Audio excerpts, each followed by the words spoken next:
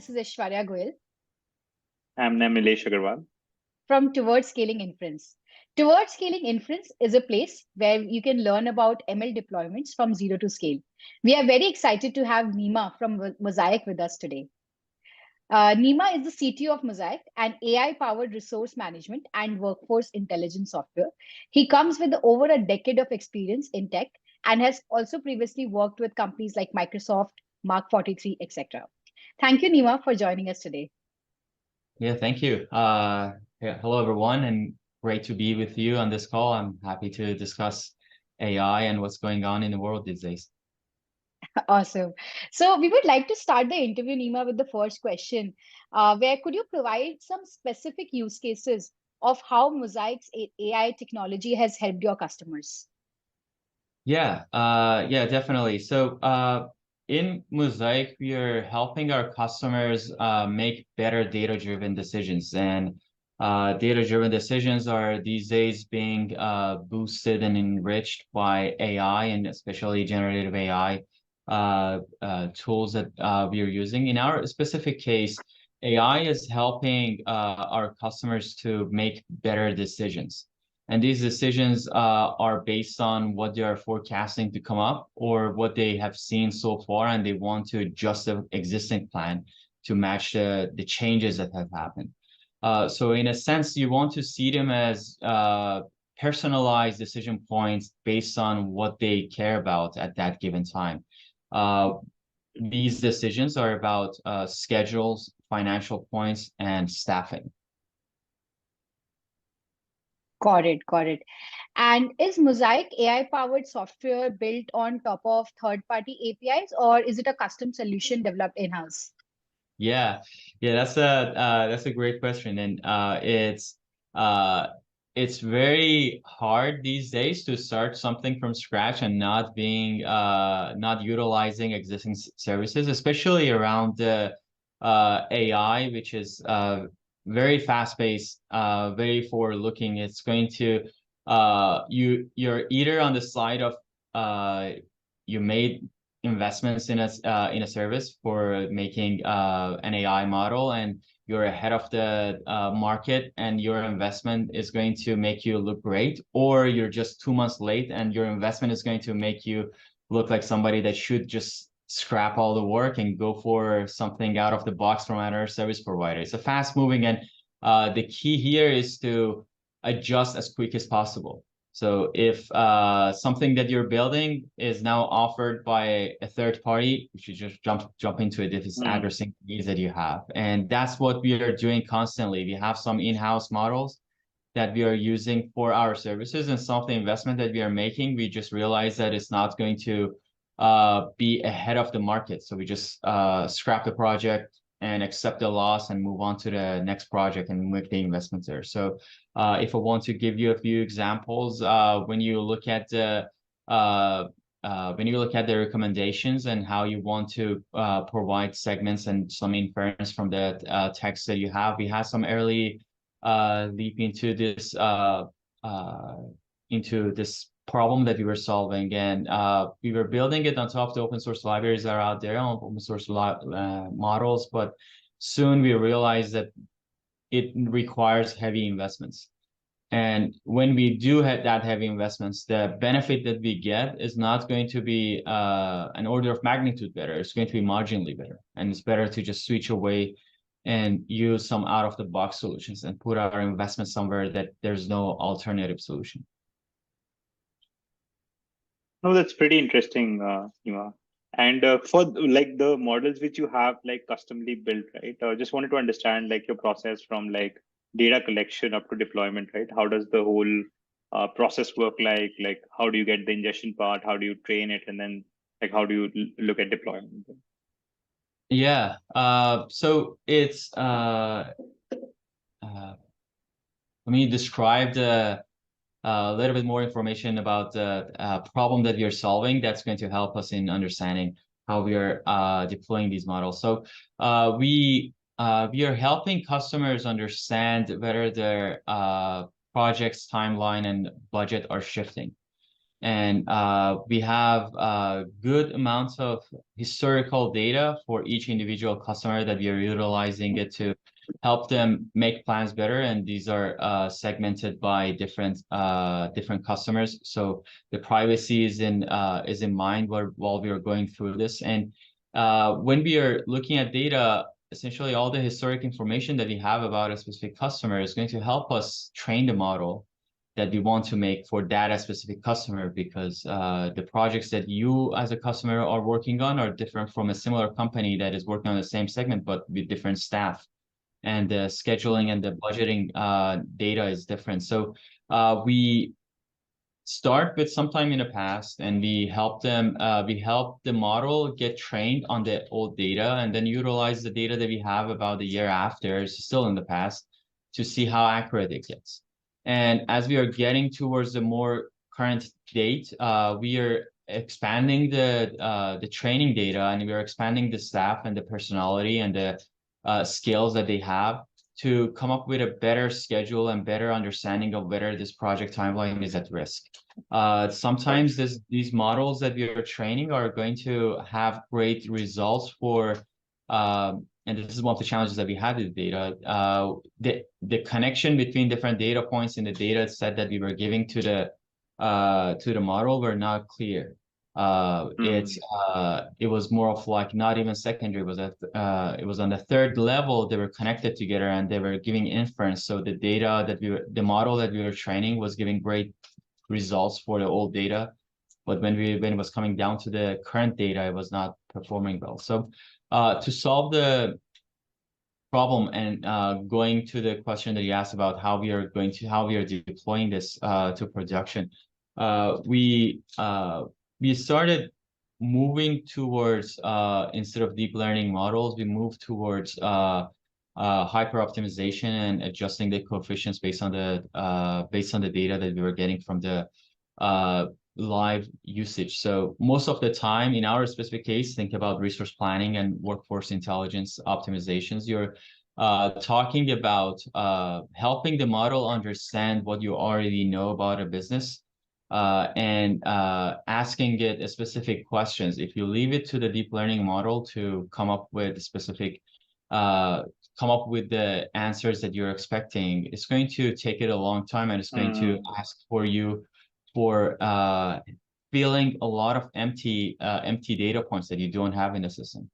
To give you a specific example, if you think about projects that require some senior Java developer, and then you have many junior Java developers, and you want to ask if you can replace that senior person with a junior because you don't have a senior person to do the job. The answer is going to be dependent on many data points that you don't have about that project. And the deep learning model would require you to explain details about the projects to justify why the juniors can't do this. Because in many cases, the junior can do this. It's just going to take a little bit more time, but in this specific project, they can't, and that's a wrong answer. And the model can't train on it, because it seems like it's a flip of a coin. Yes, here, no, there. And that's something that would require heavy investments to gather a lot of training data to help the deep learning model understand it. And you can see it in how the generative AI models are trained on hundreds of billions of different parameters. And it's not something that every company can do. So we move forward towards the hyper optimization, that we know the path. We need the AI to help us in coming up with coefficients. Got it. No, this is super helpful. And so you're saying that you're moving more towards like supervised and unsupervised learning rather than deep reinforcement. And the major reason for that is like the data points and the accuracy that you need is pretty like constrained, right? Because like if there was like infinite data points and there was like a lot of like suggestibility, then that could have been a possibility, right? Correct. And also about data points that you need from different customers, since this is our industry, our vertical that you're in is very dependent on the information that you get from one customer, and it's not necessarily applicable to the other customers. And getting all the data points about every customer is a mission impossible. And the model that you train are going to be inefficient. And when you think about when you want to do forecasting, let's say on financial data, and you want to tell somebody that whether they're going to be over budget by 5% or 10%, every percent is going to be a significant number change. And if you're off by 6%, it's too much. Yeah, it's useless. Exactly. And your model can be trained on a generic market data and be able to give generic answer about yes, good, no, not good, and be helpful on that front. But when you get to the specifics, it needs to have very specific data. Got it. No, that makes sense, especially for, I think, prediction based, like where it's more of not a classification, but a regression problem. I totally agree with you on that part where you can't like have like a lot of temperature, or I would say like nuances in that, right? It has to be very like the classification, yes and no may or might not be wrong, but the regression has to be right. Because if you go off in regression, then it's a huge penalty, right? Yeah. Got it. And then how do you evaluate, let's say, model A versus model B? Like, what are the metrics you use to evaluate model performance, especially in this scenario where you have to do a regression or a regression problems? Yeah. Yeah. We good thing about I would say like resource management, project management practices is that the data about these verticals have been digitized over the past 10, 15 years, and many of the companies already have historic data. So you can just utilize the same historic data and try to compare the decisions that people in charge made about when to start a project, who should be on the project, what kind of tasks they should be working on in 2018, 2019, 2020, and compare the results between different models in-house. The training for each one of the models is something that was a major challenge for us, that we couldn't train the models across the whole data set frequently. So we had to be very careful about those in terms of the cost that they implied on the cloud services that we had. But we did it in a few different ways. One was we segmented data into a specific vertical, let's say per industry was one of the cases that we did. And we wanted to see if the differences between the two models that we had for time series was based on the industry, because you were providing it with more information and it was not helping. The other segments that we did was more of like a time-based and across the industries. In either cases, the answers that we got were not what we were expecting. Essentially, we were expecting, as we are feeding in more classified information about the project's people and their skill set, we are going to get into the better results, but it was the opposite. And that led us to understand that this is a problem that we have too many zeros, that the AI deep learning models can't figure out if it's zero because lack of information or if it's zero because it's zero. It should be zero. And those experiments, which happened about a year ago, led us to move towards the hyper optimization. Got it. No, this is pretty interesting, and especially like understanding like sometimes how more data can also like not lead to a more refined model, right? You have to use it in the right fashion, right? Yeah, and on that note, from us as a product owners, looking at the data and looking at the features that you're feeding into the model, it was clear that it should help it because we could rationalize it. That how knowing that a senior software developer that is able to be classified in all the skill sets in 5 different rating, plus the classification of the projects that they've been working on, should help you understand whether this person can join the project that you want or not, and how much time they're going to spending on it. But it was not clear on the model, and that was essentially telling us that we don't have enough data to teach the model the impact of those attributes. The attributes are there, but the impact is not there in the data. And we had to do some guardrails in the logic that we had to make sure that the model is walking towards our path, the path that we know is true, but we don't have data to show it to the model. Okay, got it. And did you write custom code to do that? Yeah. Like in the optimization function? Yeah, everything as we were moving towards the hyper optimization, we had to go off the classical, or not classical, I would say, like open source models or publicly available models that were more of like gray box. We had to go towards white box, that we are utilizing them for single purpose and we are connecting the dots in our own system. Got it. No, this is pretty interesting. Yeah.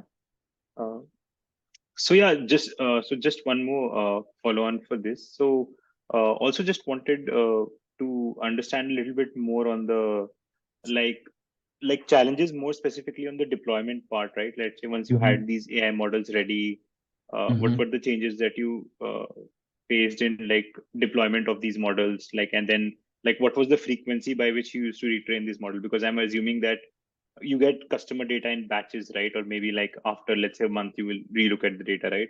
So what were the challenges in like deployment and probably redeployment, like once retraining and all those things? Yeah, the retraining, we didn't need to retrain the model more than once a month. Even once a month was probably too soon based on the data. The trend that we have, the historic amount of data that we had, was more than enough for the model to be able to make decisions.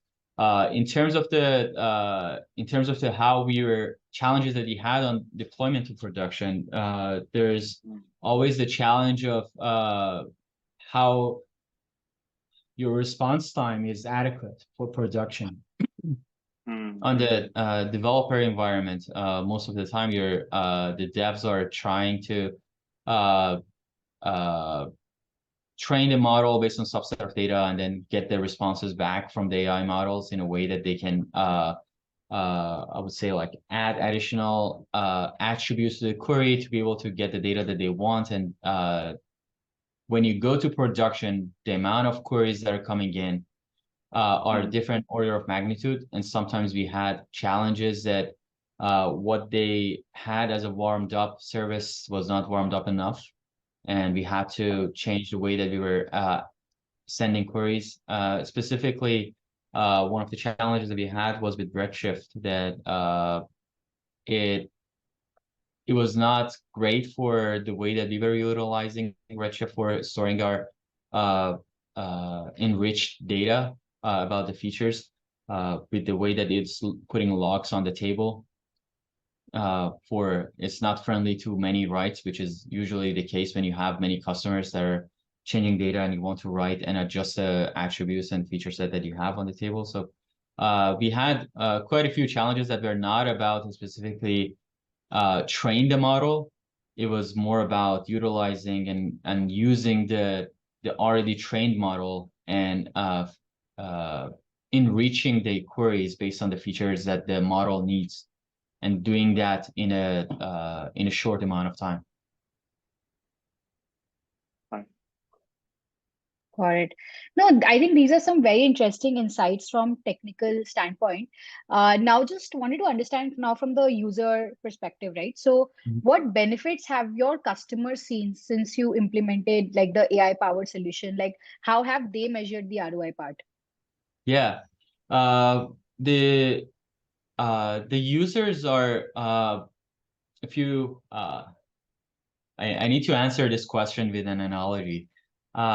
Think about Gmail, and when you want to send an email to somebody and you start typing it in, the ranking that you have on suggestions that show up on the to field is coming out of some models that are giving you suggestions. And when you want to measure how effective they are, you're going to think about just measuring how many times user need to scroll down on the list, or how many times they're going to add more characters until they get to the.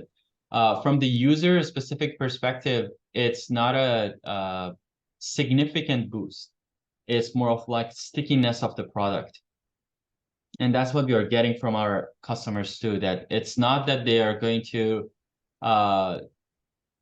feel and understand the impact of the AI that is infused into every operation every day, and they can point you to the place in the application that there it is. This is the AI that I'm using every day. It's everything is better. Maybe sometimes it's 5% better, maybe it's 15% better. But overall, it's making the application more personalized and sticky. And that's how we are measuring the performance of the models, that it's as we go through this new revolution of the AI that is coming out, people are going to assume that you have AI. They're not going to look for the AI. And they want to get the job done that they were coming to your application for. If you think about the deployments and how you want to set up the infrastructure for cloud operations, the assumption is that you have some models and some automations that is going to detect anomalies. It's going to inform me that there's some problems in the deployments, and I don't know how your system is going to do it, but you're going to do it for me. And that is going to be the sticky point for customers to stay on some, let's say, DevOps platform. Got it. Same is Pretty true for interesting. us. Yeah. Yeah. No, really like the analogy. I think it kind of makes sense. Got it. And my next question is, what advice do you have for organizations who are considering incorporating AI into their processes or workflows? And what are some common pitfalls that they should avoid? Yeah, I would segment it into two types of organizations. It's possible to segment them into many more, but the organizations that are using AI to enhance an existing product or enhance the use case for a product, that main goal is not offering AI, the main goal is offering a service. And organizations that are working on some AI, hardcore AI solutions. For the organizations that are utilizing AI for their service, the pitfalls are trying to build too much in-house, not looking for a solution. Sometimes, even if there's no solution out there for the service that you want to build, it's better not to do it. It's better to just hold still until somebody does it and then you utilize it. It's going to be a distraction for you to try to build something in-house, and then realizing that after 9 months of investments, what you've built is nice, but not helpful. And now what are you going to do with that 9 months of investment? Are you going to do another 9 months and hope that it's going to change, or you're going to just absorb the losses?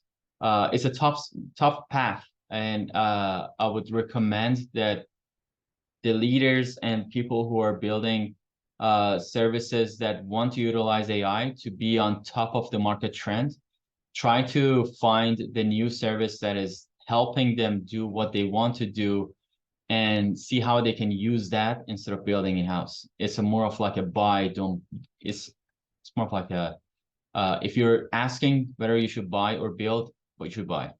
On the area that is about hardcore AI services, that you want to build a new infrastructure for the devs to use, it's a totally different story. It's it's a market that you need to find your niche, and the investments that you're making are going to move the needle for the customers that you care about. To talk about some specific examples on hardcore services, we're all utilizing generative AI these days on ChatGPT, and we're familiar with what it can and cannot do, and some other alternatives that are out there.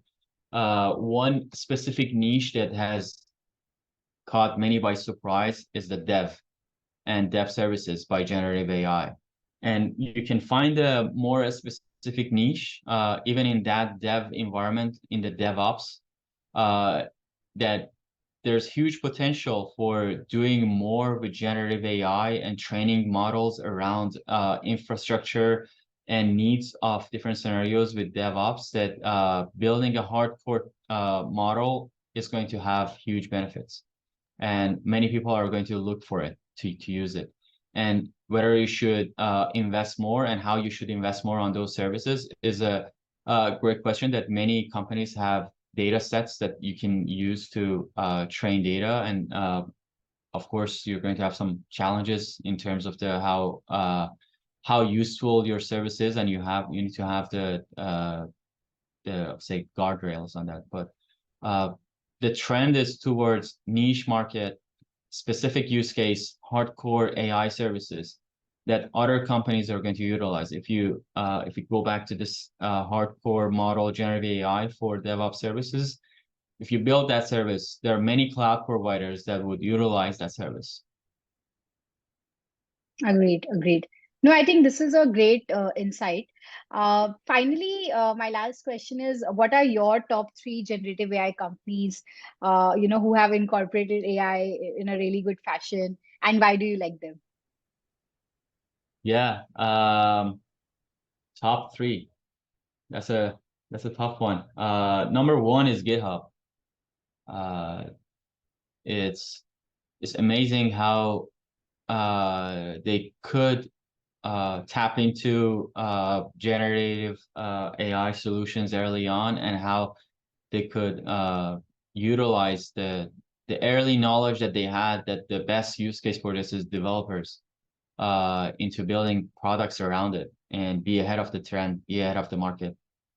Second use case that I see, and it's not out yet, hopefully it's going to be out, is about companies and products that are using it for answering questions on each company own data set. We are tapping into different services. We are hoping that one of them is going to help us build a chatbot on our data set soon. So our customers can get the answer that they're looking for from our own help docs. There are many examples. Microsoft has one. Of course, they have early access to the GPT-4 models and the future ones. Microsoft Virtual Agent is something that we are experimenting with. That is going to save a ton of time and headache from us. And to circle back on what we were discussing early on about the models, it's not something that you need to be accurate with 99.9%. It's something that even if you are above the average, it's going to save a ton of time. And it's going to get harder and harder as you get into non-LLM generative AIs, that what they're generating are helpful but not there yet. It's going to take some time, specifically on numeric. We're looking forward to generic models that are helping us to do forecasting. That's another area that I would circle back on what I said, that we're hoping that somebody builds it, then we don't want to build it in-house. Yeah. No, I think definitely. I think this second use case I've been hearing a lot from a lot of people. So definitely, I think something is gonna come out soon on that. Yeah. Awesome. So yeah, I think Nima, this was amazing. Really learned a lot across both business side of the things and the technical part as well. Once again, it was great hosting you. I hope you enjoyed the experience. Yeah, definitely. Thanks for having me. Very helpful. Awesome.